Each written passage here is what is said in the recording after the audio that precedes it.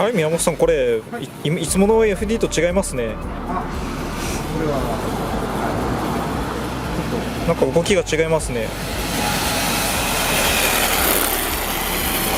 マシンが違うんですか？マシンが違います。これは WH 本の方。あ、WH ボーンですね。は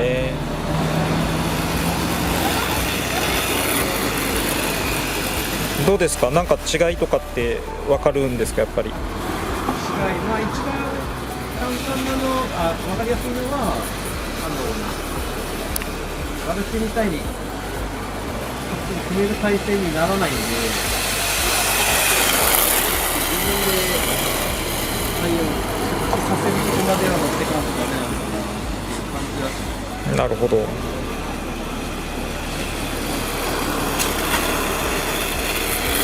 またこの辺苦戦してるわけですね。はい。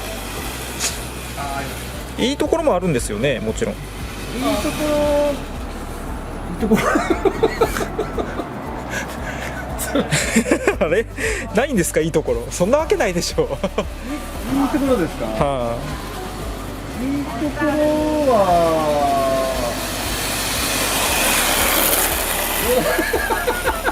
ちょっとやばい車自体はこっちの方が動いてるように見えますよ。後ろのマルチよりは後ろの足が、それぞれ動くんで、動いてるようには見えるし、なんか滑らかというか、なんて言うんでしょうね、変化が少ないというか。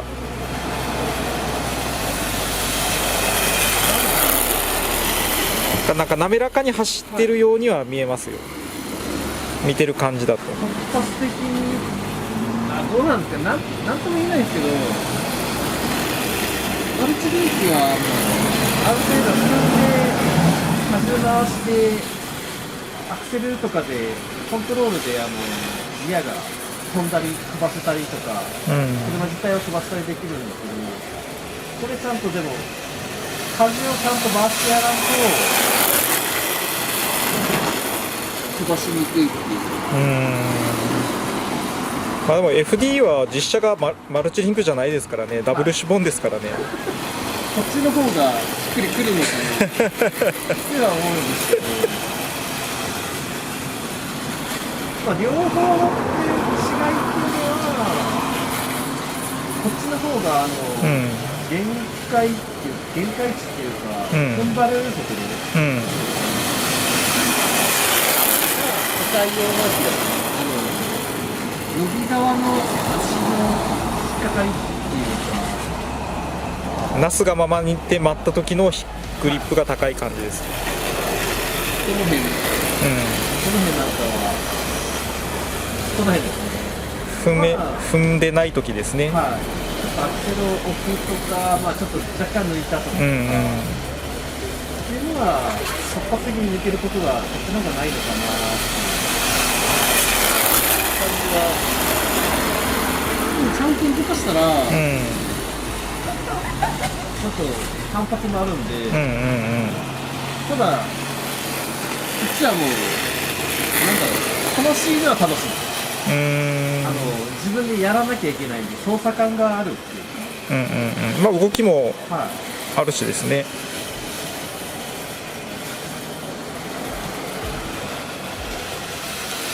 ちょっとドリフトっぽく走ってみてください。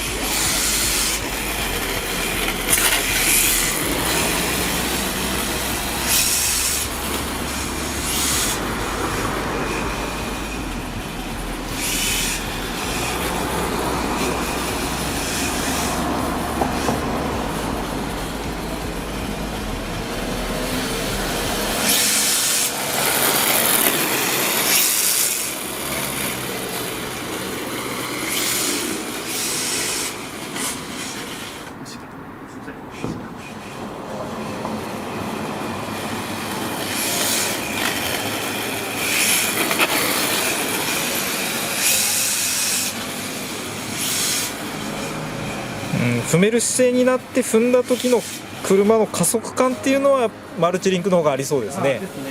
はい。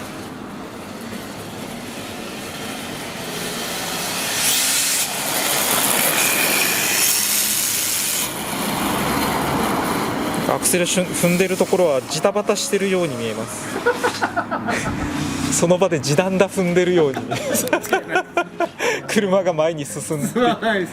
そこの使いところが多分マルチリンクと違うんでしょうね。違うんで、こっちはこっちでまた練習戦と、まあまあ美味しいところが違うということですよね。はい